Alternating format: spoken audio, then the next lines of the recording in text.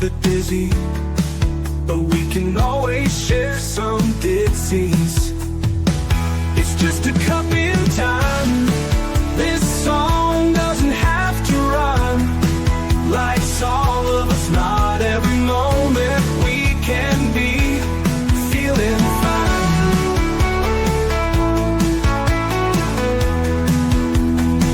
I wanna share a moment, just a second if you will, maybe even a cup of thrill. We could share this performance. It's tea time, come sit with me. Oh, welcome guys. Miss Liz in the house, and I'm just going to stick Mark in the back, and we're going to pull up Mark in a few seconds.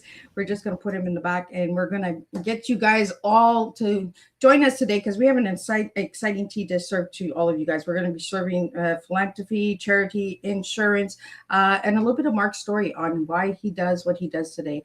But before we get started, you guys know how Miss Liz rolls. We're going to get you over to all those platforms: Facebook, TikTok, Instagram, Lemonade, Clapper, all those good ones. And if I haven't mentioned them, Miss Liz is on all those platforms as well.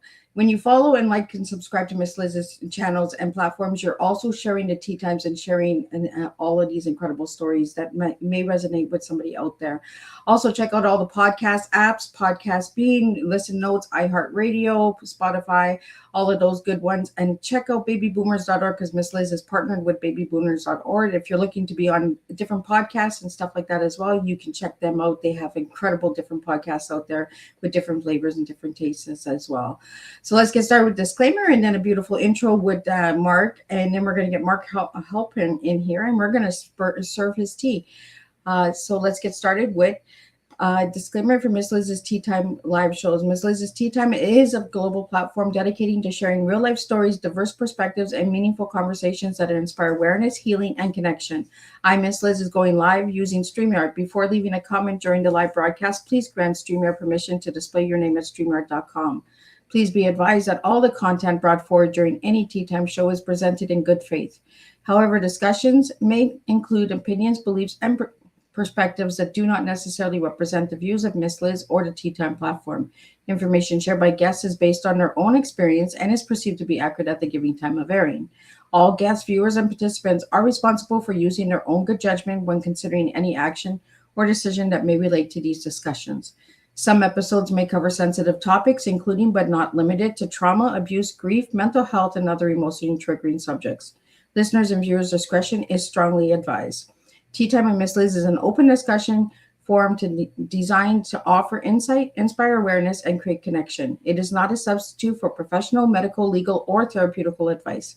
If you require professional support, please seek assistance from qualified professionals or trusted resources in your area. If you have any questions regarding this disclaimer or the content of the discussion, you are welcome to contact me, aka Miss Liz, directly at bookingmissliz@gmail.com or visit my link tree at Miss Liz's Tea Time. By choosing to participate in, comment on, or view these live shows, you acknowledge and accept this disclaimer.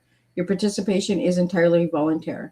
I, Miss Liz, welcomes you to join the conversation with an open heart, and if at any time you feel this platform is not right for you, I respect your wishes and decision and welcome you back whenever you are ready. Tea Time with Miss Liz is serving truth and awareness one cup at a time. Well, welcome to Tea Time with Miss Liz, where stories remind us that true success is not measured only by what we achieve for ourselves, but by what we create, protect, and leave behind for others. Today's guest brings us a deeply meaningful conversation about legacy, family, resilience, philanthropy, and turning life's hardest moments into a mission that serves humanity. Please join me in welcoming Mark Halpern from wealthinsurance.com, financial strategist, speaker, mentor, and visionary leader whose life journey transforms personal tragedy into purpose-driven mission. At just 11 years old, Mark lost his father suddenly, leaving his family without financial protection.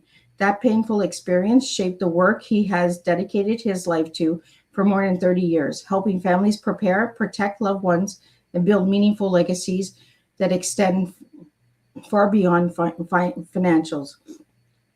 After surviving a near fatal fall that became a major turning point in his life, Mark shifted his focus from chasing success to creating significance, helping inspire charitable giving, family conversations, and a deeper understanding of what legacy really truly means.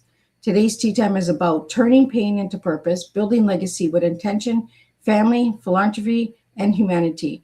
The emotional side of financial planning, why significance matters more than status. Mark reminds us that wealth is not just about money, it is about impact, protection, love, and what we choose to leave behind in the hearts and lives of others. So grab your cup and join us for a heartfelt conversation filled with wisdom, reflection, and real life tea, truth, experience, and awareness. And let me get Mark in here and let's spill some tea. Welcome, Mark. Thank you. It's so nice to be here, Elizabeth. Oh, where'd you go? I'm here. Oh, there we go. There he is. Welcome, Mark. So, Mark, welcome to the show. Thank you. It's so nice to be here. I appreciate the invitation. So, Mark, tell us a little bit about who you are. I've shared a little bit in the intro. Share us a little bit on who you were as a little guy and who you are now. Sure. Thank you so much. First of all, I really appreciate being here and being able to share some of my wisdom with your audience. I'm Mark Halpern. I'm a father to 5 wonderful kids, married for over 30 years, grandchildren. All my kids are married. It's a really beautiful thing. Very much involved with community and teaching and all that stuff. But professionally, I've been a professional involved in estate planning and tax mitigation and philanthropy for over 35 years now. But my real start, Miss Liz, was actually, as you said, when I was 11 in 1974. And that's when my father, blessed memory, died of a massive heart attack at the age of 50.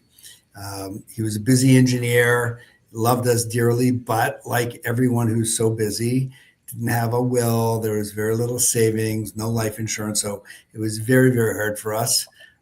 We had to develop a struggle muscle very early on because my mother, who was 48 at the time, had to go back to work to support her family. She'd been a stay-at-home mom, so she had to re-enter the workforce and really take care of the family. But fast forward, I work with some of Canada's most successful business owners and entrepreneurs and families. So you'd think they'd have everything all organized and together too. But I'd say that probably 80% of the time, it's just not true. They don't have things organized. They don't have a will. It's not up to date. There's no documentation of where everything is, digital passwords, keys to safety deposit boxes. Nobody's done any planning to see, that they're going to get a check mark to make it to retirement or what the tax bill is going to be. Because as you know, they say there's 2 things, death and taxes. So taxes are a reality, but there's no law that says you have to leave a tip. So that's where I kind of help people along the way. Well, I like that you brought up the digital password because that is something that a lot of people don't talk about, right? And they don't talk about the digital social media platform. Like a lot of people better get ready when Miss Liz is gone because there's a lot of passwords you're going to need. Yeah, well, look, I was just dealing with a family. There was just a mother and 2 adult children, and she died suddenly. And the first question is where is everything? And there was no up-to-date will. They had to find the will first of all, right? And then she did have social media pieces that, again, you just can't tap into. You can't go to the bank and say, "Hi, I'm Elizabeth, the daughter of Shirley, and I want to help my mom in the estate." It ain't going to happen. So that's why it's really important that people take a little bit of time to do some of this planning. It really does give people peace of mind, knowing that things are all organized and together. I want to ask you a question, Mark. How long does it take to plan a will? Fast. If you have first of all, you have to know why you need a will. I think that's a very important question because only 50% of Canadians have a will and the other 50, I don't know if they're really up to date. But in Canada, the government has a formula for how your assets are distributed if you die. Let's assume you have a spouse and you have minor children. Let's say you have 2 minor children. The government says the first $300,000 goes to the surviving spouse, and the balance is divided between the spouse and the minor children equally. So a third, a third, a third. And those minor children, their money is invested by a public trustee, and it's put into GICs until they turn 18 when they get all the money. Is that something you would want to have happen in your life? Miss Liz? Probably Mm, not. no. What Probably is a not. Right. GIC, Mark? I like a guaranteed income certificate, like investing in a 4% a note at the bank, right? Like a term deposit would be a GIC. It doesn't really matter. Whatever it is, they put it into the least interest paying investment because they can't afford to have any loss with that money because they're the trustee for the kids. But the bottom line is, it's not what you would want to have for your family. Nobody would. So therefore, getting a will today is very easy. If you're not a very complicated person, you have a house, you have some investments, some RSPs, you can actually do it online. There are electronic wills right now, like Epilogue, Willful as an example, where you can actually do an online will, and it's good as can be, right? There are some people who will do a will where they'll do it just writing it down. Again, I wouldn't recommend that because that would be very contestable. But that's a fast process. If you have a more complicated estate, like maybe you have a company or you have some other holdings, then you might need the use of a professional lawyer. And that, depending on whether you need downtown or Main Street, it'll be a few $100s to get something in place. But the important thing is just to make sure you get that ink on paper to know that, you're covered. And even more important than that, Miss Liz, is something called a power of attorney. A power of attorney, people are not aware of the fact that you need two powers of attorney. One power of attorney says that if you become incapacitated, it allows somebody to make financial decisions for you. It could be real estate, your business, your social, whatever the case. The other power of attorneys allow somebody to make decisions on your personal health care. And it might not be the same person, but I had a situation where a mother and father, the mother had a stroke, father was looking after the mother for years, and then the father became sick. So now both parents were incapacitated. The two daughters flew back from overseas to say, here we are, we're here to help our parents. Meanwhile, the bank said, sorry, we can't give you any information. So we had to hire an estate lawyer to help get them appointed to be the trustee for that estate. But why put your family through that? It's time, it's anxiety, and it's more costs. So this is just called like estate planning 101, called it easy financial housekeeping. Just sit down with a professional, certified financial planner, somebody who can talk to you about the big picture and make sure that all of these boxes are checked. So what's the difference between Canada and the United States when it comes to a living will? Again, a living will, let's talk about it. A living will would be, when it comes to powers of attorney, there's a power of attorney for healthcare and for financial. But a living will is one, what would you want to have happen if you are incapacitated? Meaning, having the plug pulled, or being, kept on machinery, that type of thing. What are your wishes? They're more emotional type wishes that are structured. So again, there are different rules and different laws because in the States, you've got federal, you've got state laws. Here we've got pretty much a federal law of Canadian, and then we've got the provinces are very similar, except for Quebec, which is really very, very different. But again, these are the types of things that the lawyer that you're working with can explain very easily. So Mark, there's a difference between Ontario and Quebec? Yes. Oh, okay. Do you want to share a little sure. bit about that? Because I have listeners from both sides of Ontario and Quebec. So yeah, a lot of it has to do with beneficiaries. With you have beneficiaries on your wills or beneficiaries on your life insurance, that could be an issue. There are also different tax treatments in terms of what's taxed and what's not taxed. So, if you are in Quebec, definitely sit down with somebody who is experienced with Quebec laws. Also, just some of the French, the Francophone, differences over there. You just want to make sure that you're dealing with somebody as if you went to a doctor, right? You can't have somebody give you a prescription without a proper diagnosis. They call that malpractice. So make sure that you're sitting down with somebody who's going to look at the big picture, ask you all the right questions, and then come back to you and say, here's the analysis recommendations. These are the things you need to take care of. And then hopefully put together, calendarize it. When do you want to have all of this done and who's going to do it for me?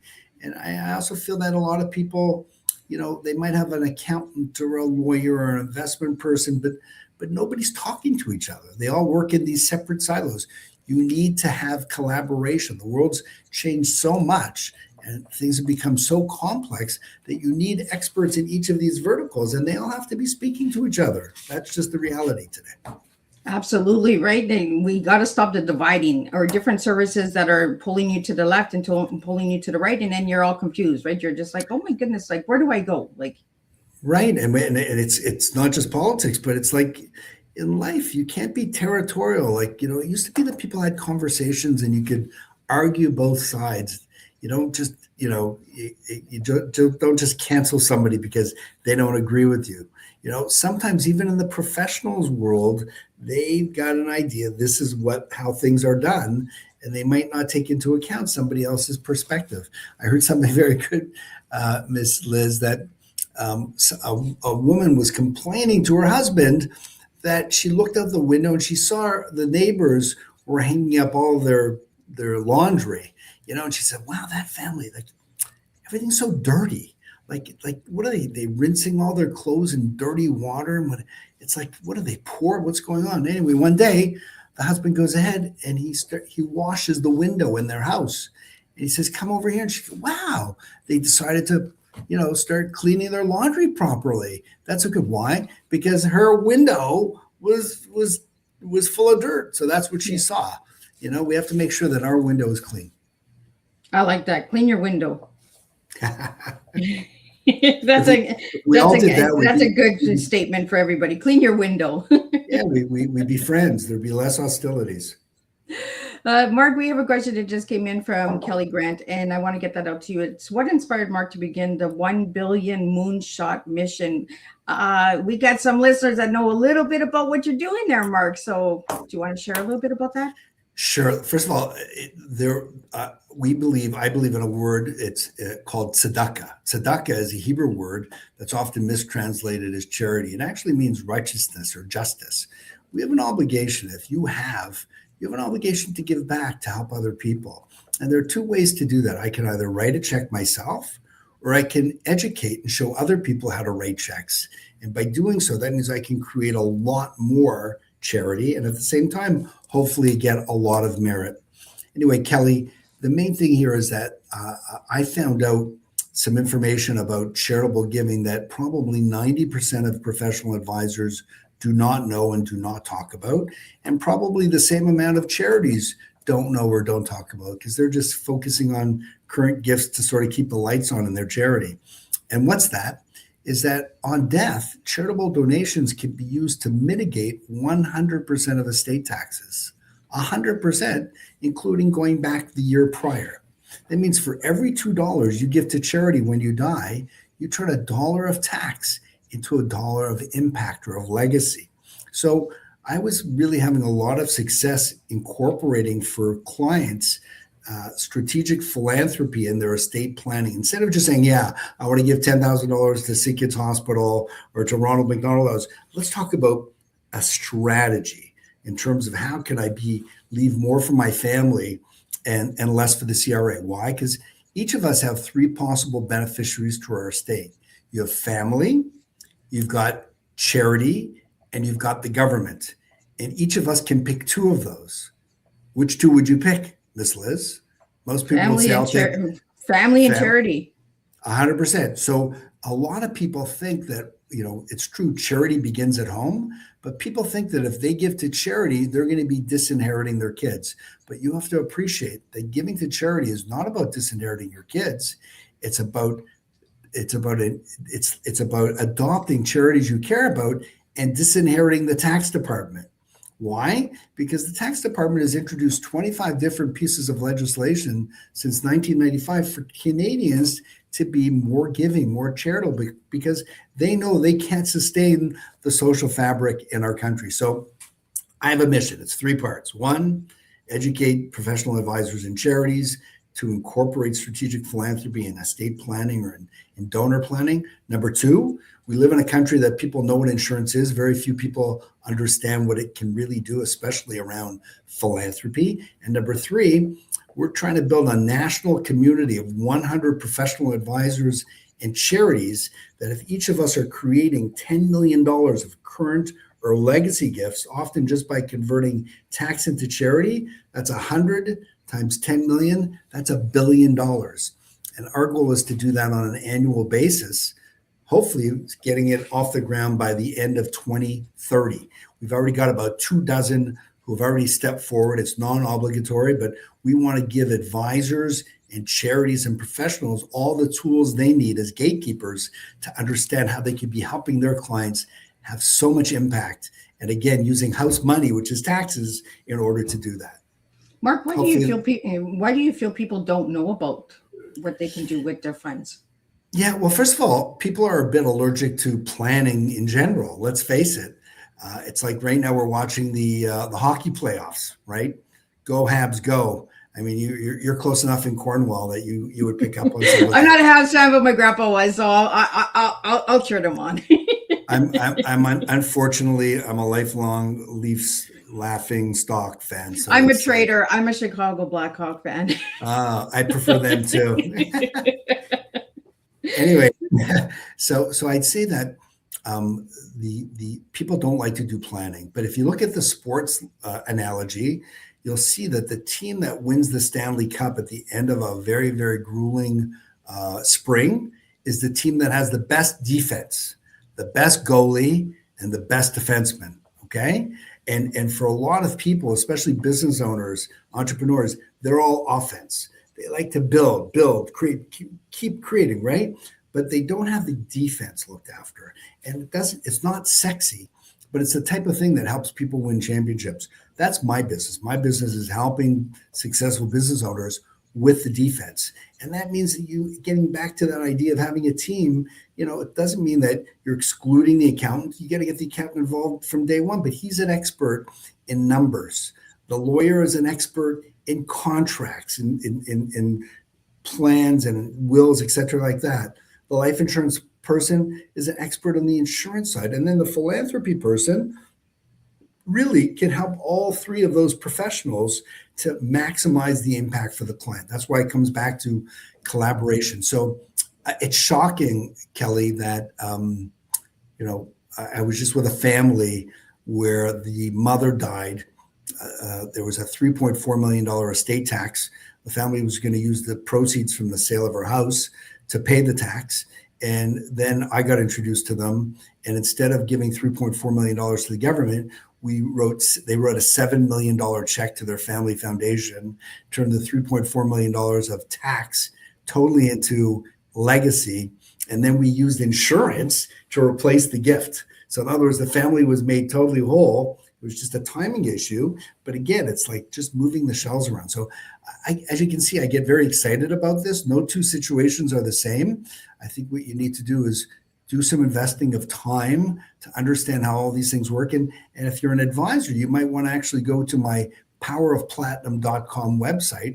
It's a mentoring coaching program for professional advisors and charities to become experts in strategic philanthropy, especially in using life insurance for high net worth families. So those are just some of the ideas. And that's the website that I just pulled up, right? That you just mentioned?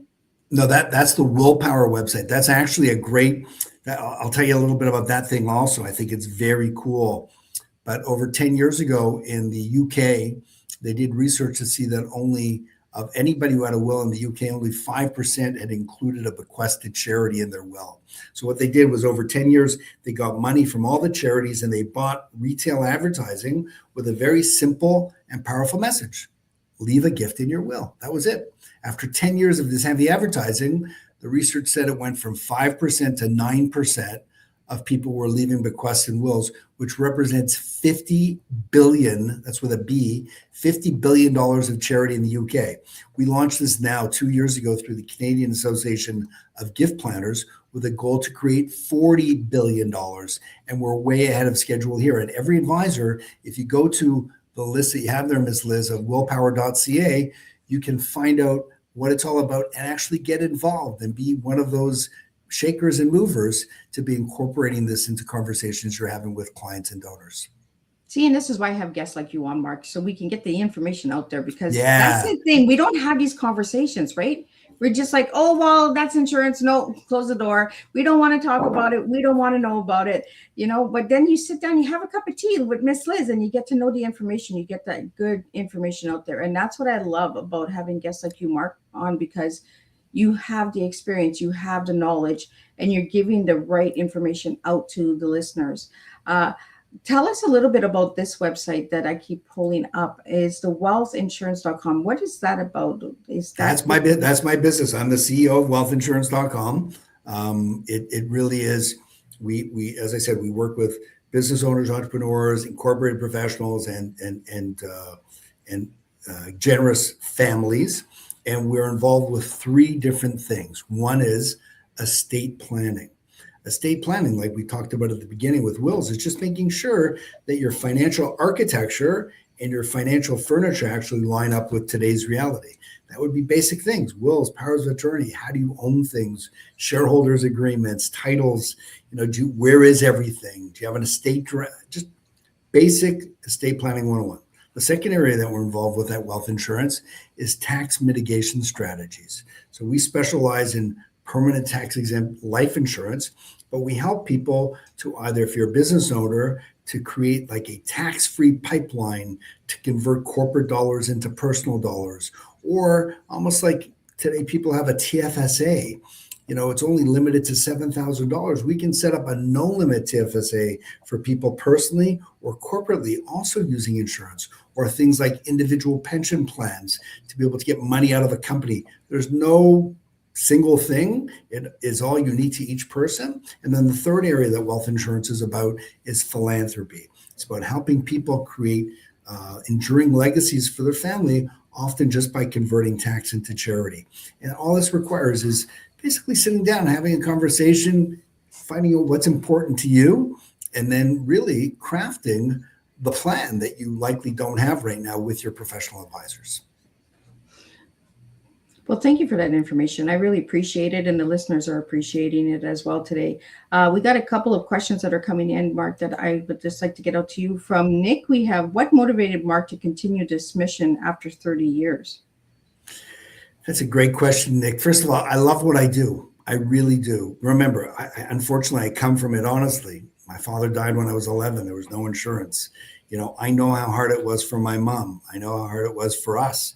And I have an unfair advantage, I find, in that growing up poor, it forced me to really develop a struggle muscle. Like, I've got 5 kids, I want to spoil them, but at the same time, I don't want them to feel entitled. They know that they've got to work and you make money and you have to be responsible and take on responsibility. But it really bothered me along the way, Nick, that I would see people who just did not have things organized. And they were one incident away from a huge, huge tax disposition. Especially today, if you're a single, widowed, or divorced person, you don't realize how close you are to a very, very big tax disposition. Why? Because in Canada, if you have a spouse and you die, everything rolls over to your spouse tax-free. It's only on the second to die of a husband and wife that the government assumes you sold everything at market value. That means if you have an RSP, simple RSP of $1 million, it's only worth $420,000 because the government's going to take 53.53% of that. If you have any investments, like let's say a condo you invested in, not your principal residence, an investment piece of property or a cottage, the government's going to want 27% of all the growth in that piece of property. If you have a company, a holding company or an operating company, the government's going to want anywhere between 47 to 70% of that money. So you might be feeling very comfortable on paper, like, look at me, but it's what you have at the end. So the time to deal with this is while the sun is shining. That's when we can use things like tax exempt insurance to preserve all of your wealth, shut out the government, include charity. And basically that gets me excited because I get to educate people and share wisdom and get them motivated to get these things done while the sun is shining. I think it's important to educate people because a lot of people are not educated, when it comes to this. It's not something that we learn in school either. We don't bring this into financial wellness into schools, and I wish they would bring it into the schools.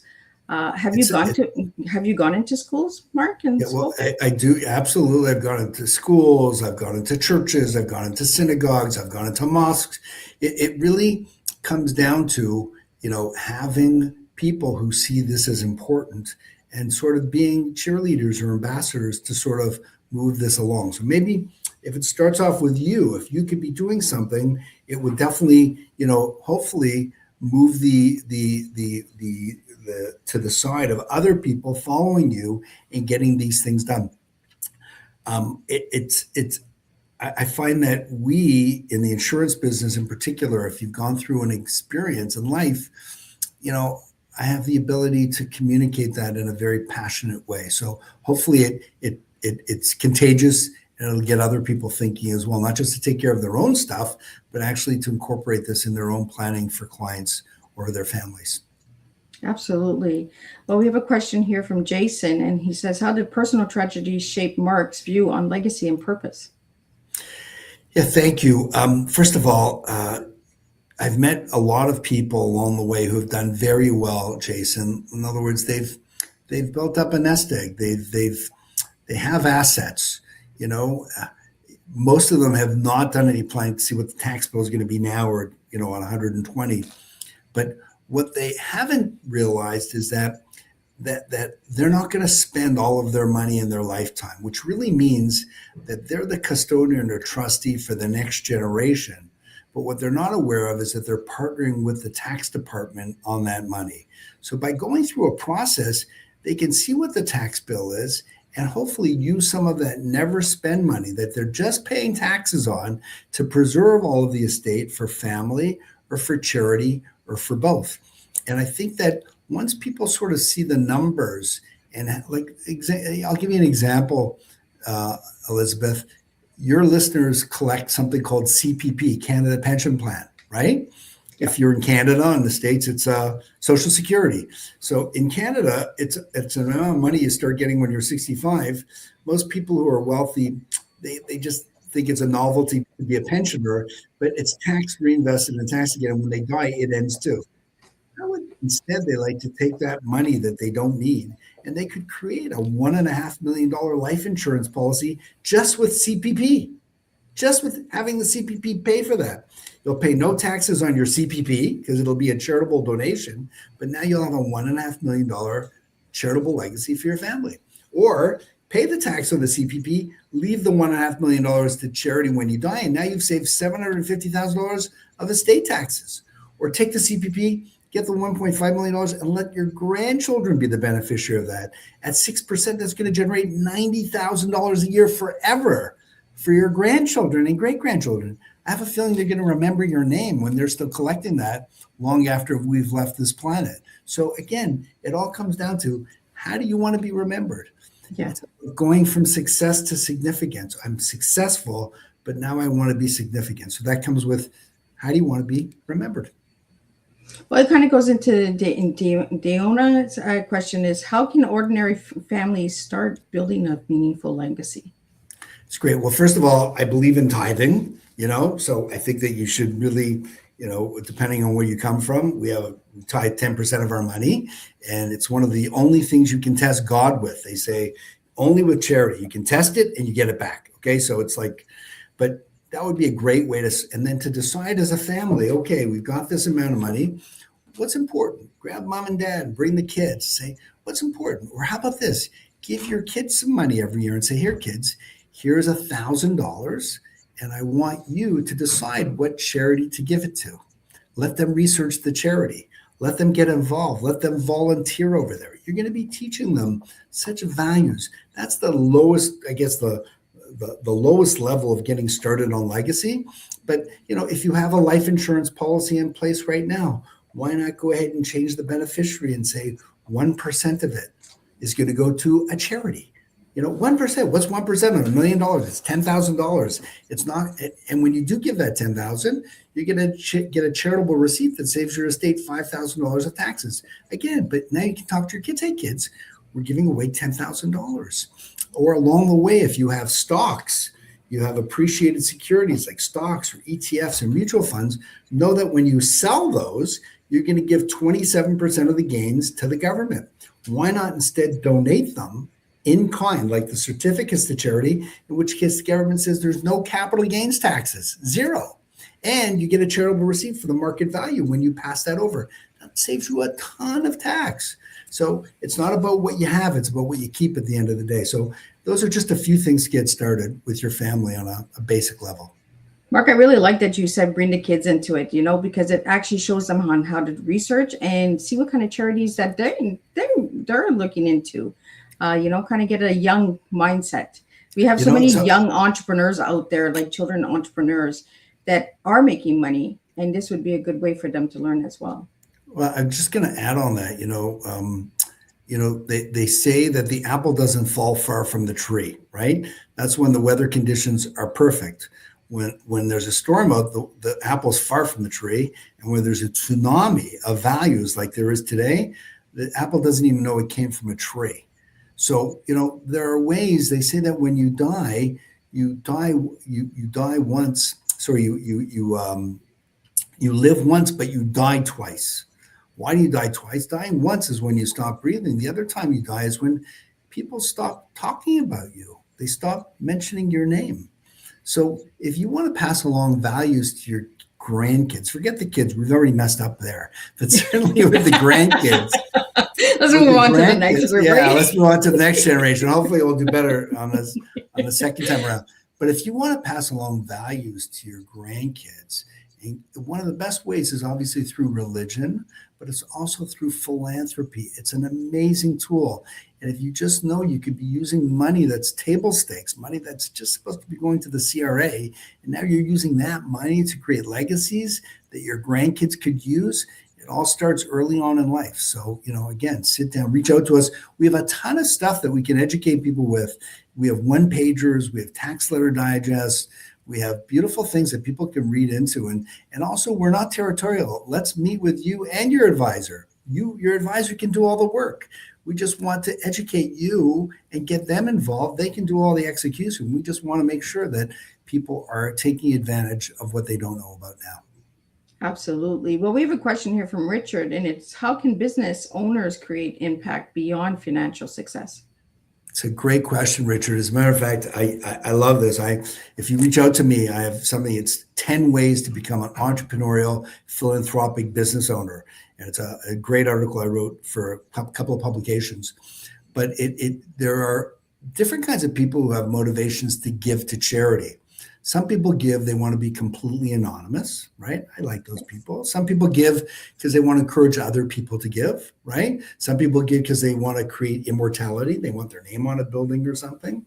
Some people do it for the tax, but there are other people who do it because it's good for business. If you're a charitable person, people like to deal with you. So this 10-point program really starts off as, hey, if I could change the world, if I could create $1 million for my business, and again, it's scalable, 100,000, 10,000, whatever. Who would I want to give it to? What's important to me?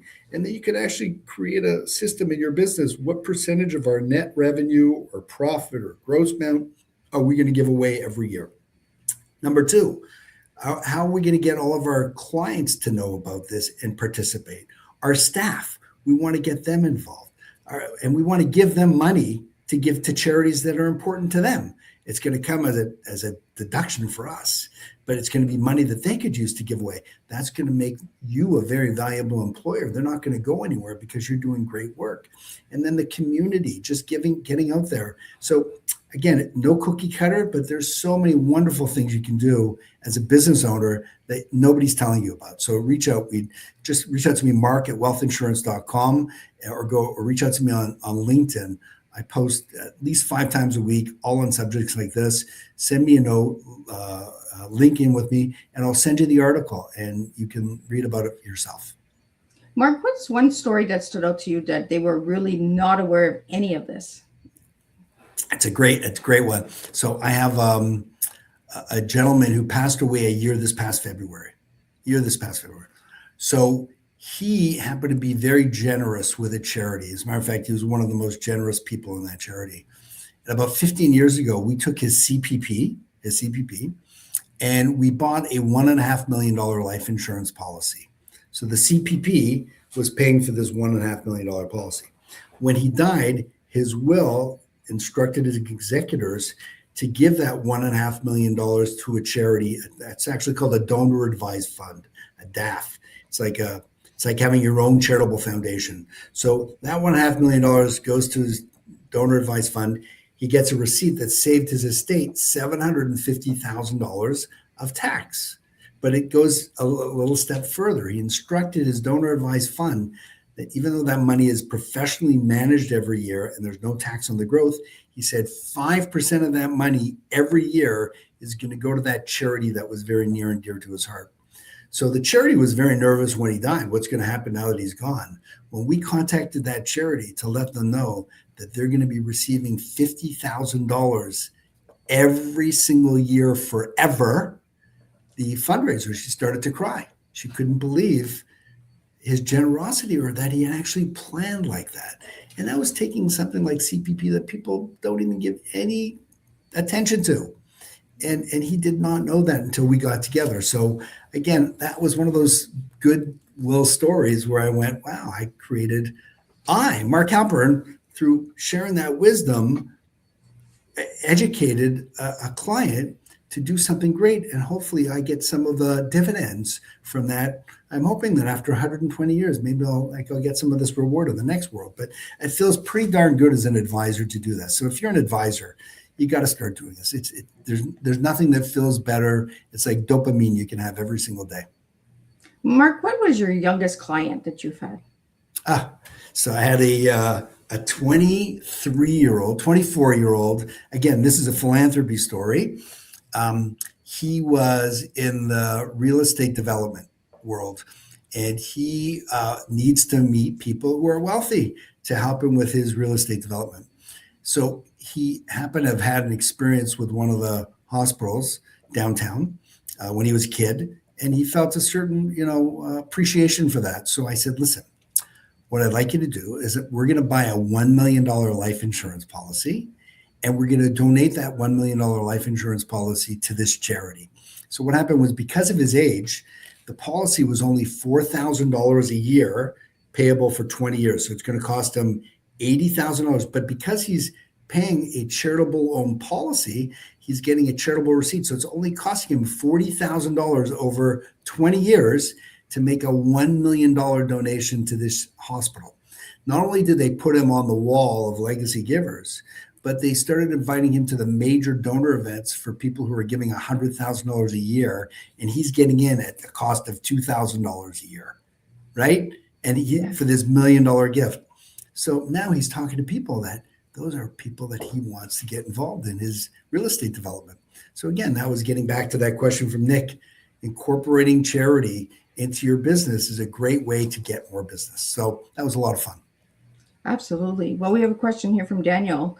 Is what kind of legacy does Mark hope to leave behind?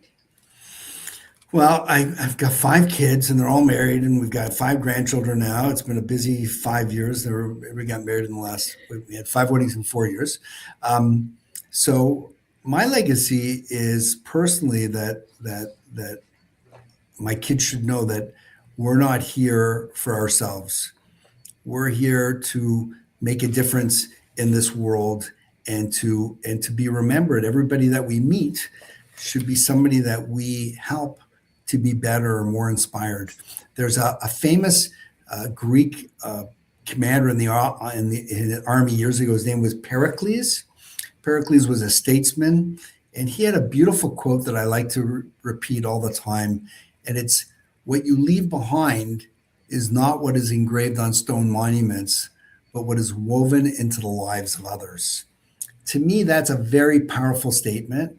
And I kind of feel like that's something that, I'm working towards, but I want to have this $1 billion a year legacy. If I can get these individual advisors and charities, like this is all done, and I'm educating, mentoring, and coaching, to me, that would be the greatest legacy, to know that, people will remember me and actually be using some of this wisdom that is God-given. I'm not taking credit. I worked hard, I had to, but where do these ideas come from? They come from a higher side of it. So, and I feel like I'm the only guy in the world who can actually do this. So if advisors want to be involved, please reach out. We'd love to show you how it's all done. But that's the legacy I want to give. I've been very grateful for this business, grateful for this amazing country that my family came from overseas, and just very grateful that, it still has a lot of potential, and we have to do whatever we can ourselves to maintain that going forward. And Mark, what does the new philanthropy mean to you today in today's world? Yeah, so the old philanthropy is giving cash checks and credit cards to charity. That's it. And for most charities, that's what they want because it helps to keep the lights on and pay for bills. The new philanthropy is doing it smarter, being more tax efficient, and therefore being able to create gifts at the least cost possible or by converting tax into charity. And it's really around creating legacy gifts, not just gifts for today, but gifts for down the road. And I really believe that Canadians who are giving right now to charities, instead of giving all of it to one charity, why not go ahead and tithe a percentage of that amount that you give every year and maybe use a percentage of it and get a life insurance policy in place to create an even larger gift that will perpetuate you even after you're gone. I mean, it might be looking like the charity's taking a bit of you're dialing down their gift, but in fact, you're actually partnering with them to take what you're doing further and for them to be remembering you. And a lot of the charities today are now recognizing donors for legacy gifts, even though the money hasn't come in yet. So, it's one of those things that I hope that all charities will be spending time on. And I really do hope that, all generous people in Canada will be incorporating strategic philanthropy into their estate planning. And Mark, what is it about charities that people are uneducated about? Well, there are 87,000 charities in Canada. 87,000. And approximately 90% of them are going to 90% of all the charity money in Canada are going to maybe 24. Those are the legacy charities, the hospitals, the universities, the libraries. They're very important. But it's kind of like micro dollars, like you've ever heard of that. Like there are charities out there that your $200 a month or your $5,000 a year can monumentally change that charity. They will get other people to contribute, and now they'll be able to get more staff, or they'll be able to execute on more of their ideas, or help people really do so much more. And I really feel like that's really the key, that the charities are not talking about this because, first of all, they're stretched. They have people who are doing so many things, including this. Number two is they're concerned about asking for a future gift because then a donor might dial down their current gift, which is like biting off your nose in spite of your face. And also they don't necessarily have the technical knowledge or the language that we're speaking about today to be able to help donors understand that there's more. And, Miss Liz, everybody today has ADD. We all are suffering from ADD, right? So we can't do the same old anymore. The new philanthropy is you can't send out a 2-paragraph email or leave a 1 minute and 30-second message on somebody's WhatsApp. They're going to cancel you. So how do you do it? You have to be able to do it smarter. You've got 30 to 60 seconds. And if we create these videos that if a fundraiser can go ahead and take a 30-second or 60-second video on CPP philanthropy and say, hey, to their donor who's single, widowed, or divorced, and say, hey, you might not know this about your CPP, and send it to them. Now they don't have to have that whole runway conversation. The donor goes, wow, I never heard that before. And now that gives permission to now go and engage and have more conversations. So that's, really where we have to go with this. It's how do we cut through all the clutter and really get clarity into people. Absolutely. Well, this question popped up. I put it back down, but I'm going to bring it back up. Is what message do you hope viewers take from this live show? For my behalf, it's teaching educational awareness. That's all tea time is all about, is bringing the awareness to the table that people might not know about the conversations that we're having, or the resources that they can reach out to. So for Mark, for you, what is your takeaway on this? That you don't have to be Warren Buffett or Bill Gates to be a philanthropist. You can be a regular Joe, and you can do great things for small amounts, and you can do things more efficiently. And if using some money to get an insurance policy, insurance is really magic stuff. It's a way of, imagine if you had a driver and you hit a ball that went 350 yards. And if you had a putter, you could maybe go 100 or 80 yards. Well, insurance is like having that driver. It allows you to take the money that you're giving and have it go so much further. So I think what I want is for people to step away and go, hey, maybe there's a better way of looking at what I'm doing. Let me speak to this charity, or let me get in touch with a local community foundation, find out what's out there. Let me reach out to Mark or another advisor who is philanthropic that can help me sort of maybe craft my legacy to go from success to significance. I'm going to connect with Mark on LinkedIn and just get feeds on a regular basis to get inspired and hear more stories. I think that's it. I just think I want people to have an aha or wow moment and say, this is worth learning about. That's it. And Mark, let's talk about insurance for the people that are listening that aren't aware of what insurance is, because a lot of people, they hear the word and they run. Yeah, there's a lot of baggage out there around insurance. So I would say 80% of the population thinks of insurance as, I have a mortgage, I've got young kids, I've got to feed them, I've got to put them into school, and I need to get insurance to protect them. And for them, it's really a grudge purchase. I have to get it, like my car insurance or like my house insurance. And they carry around that mindset the rest of their life, even when they become very, very successful.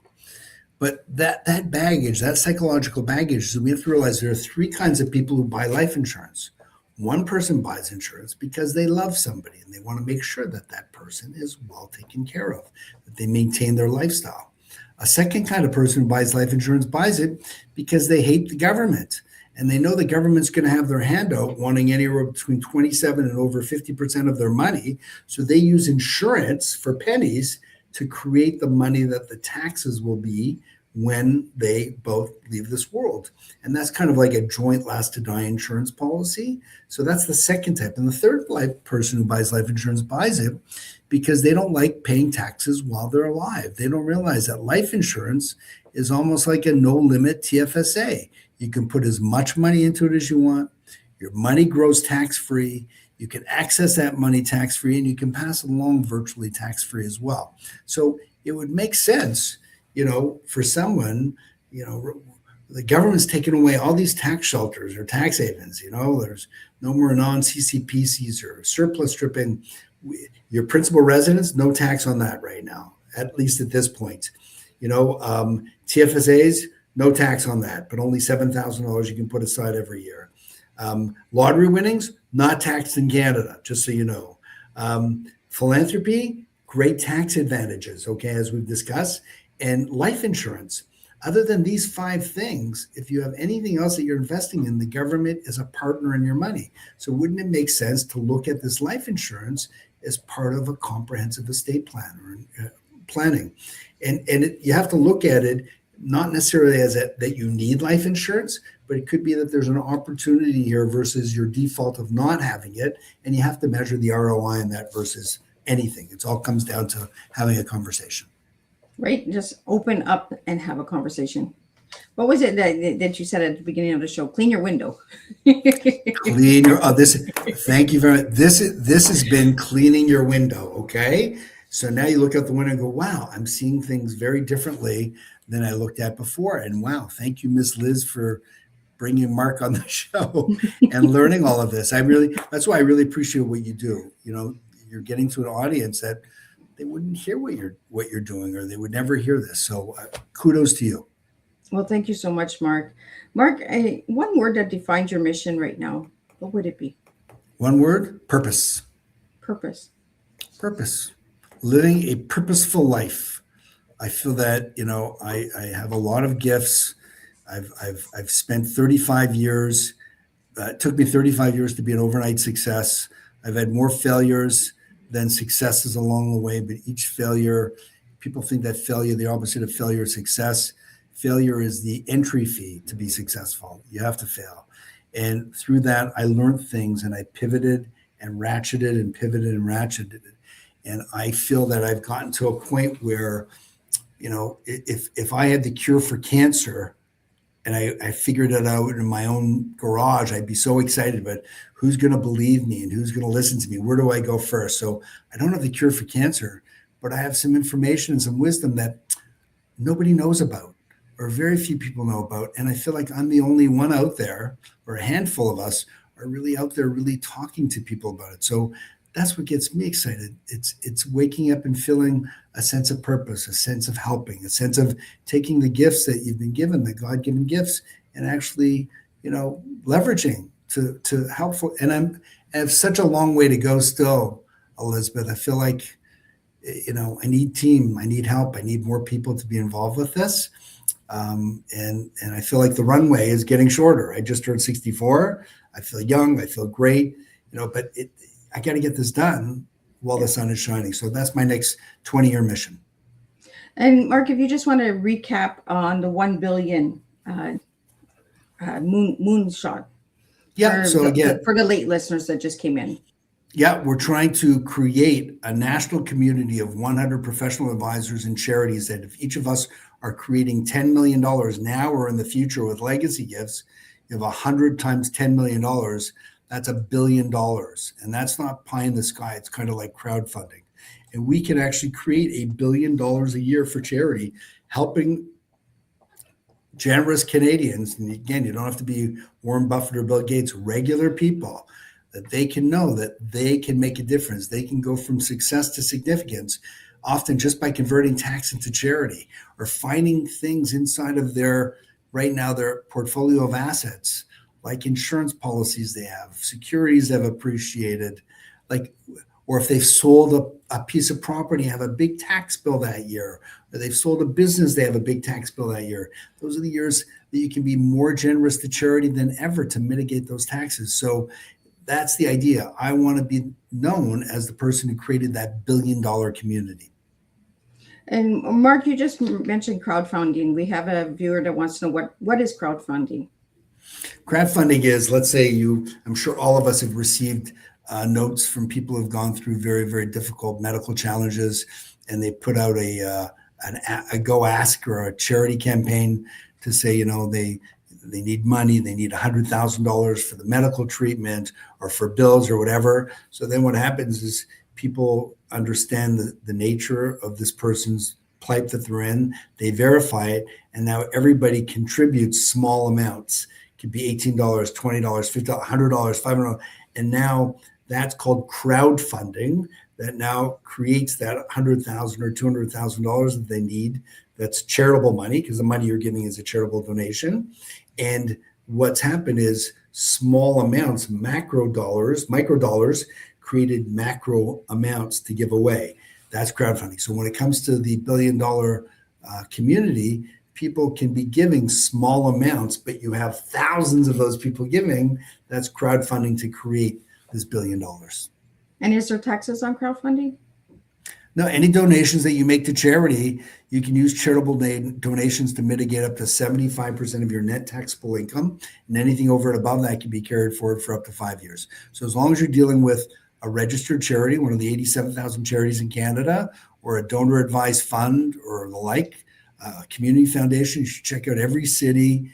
Every has their own community foundation. Contact them. They do miraculous work. They can help educate you as well.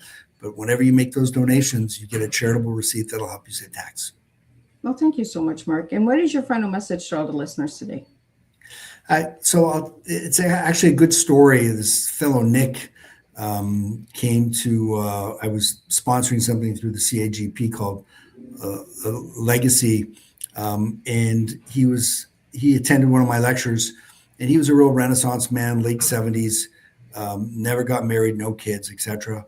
And we met and we saw that he had about a $1.5 million tax bill that would be paid.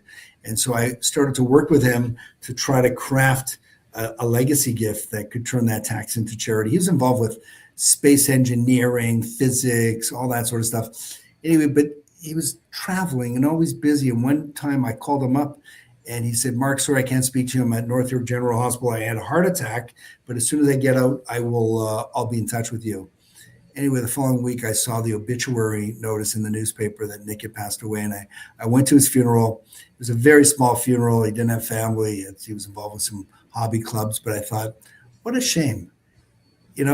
He has to give $1.5 million to the government, and we could have created a legacy that helped his name go forward, but also to do some really good. So I think the main message here, Elizabeth, is like, take care of these things while the sun is shining. We never know. Like my father, of blessed memory, when he died at age 50 suddenly of a heart attack, you never know when your time is up. So you have to take care of this stuff now. Don't put things off for another day, because that other day might never come.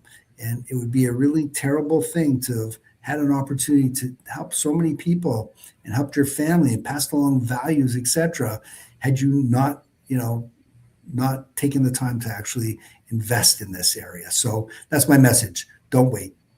Well, thank you so much, Mark. Thank you for joining me and bringing all of this education to the table and awareness. For anybody that would like to know more about Mark, if you would just like to spell out your website so that my audio listeners can find you. Sure. It's Wealth Insurance, WEALTH, insurance, INSURANCE.com, wealthinsurance.com. Somebody can email me, Mark, M-A-R-K, at wealthinsurance.com. I'm on WhatsApp. They can contact me that way as well. Or call us. You can call our office, 416-871-4357. Happy to help you in any way. As I said, we want to help you and help your advisors to do more and better for you and for the world at large. Well, thank you so much, Mark. And thank you guys for all tuning in and bringing your questions to the table, because I could not do this without all of you guys. It takes a team to get these tea times out there. I'm just going to do a quick recap of what today's tea time was, and then I'll be back at 7 p.m. with another incredible story to bring to the table. What a powerful and meaningful conversation today. Mark, thank you for bringing such honesty, wisdom, and humanity to the tea time table. Your story reminds us that some of life's greatest missions are born from moments of pain, loss, and unexpected turning points. Today's conversation was about much more than financial planning. It was about family, protection, purpose, legacy, and understanding that our greatest impacts often come from how we serve others. You shared something deeply important. Success may provide comfort, but significance creates lasting meaning. Through your work, you continue helping people prepare not only financially, but emotionally, encouraging families to have conversations many avoid, while also inspiring generosity, compassion, and long-term impact through charitable giving and legacy planning. One of the strongest takeaways from today is the greatest inheritance we leave behind may not be money, but love, guidance, value, and the lives we touch along the way.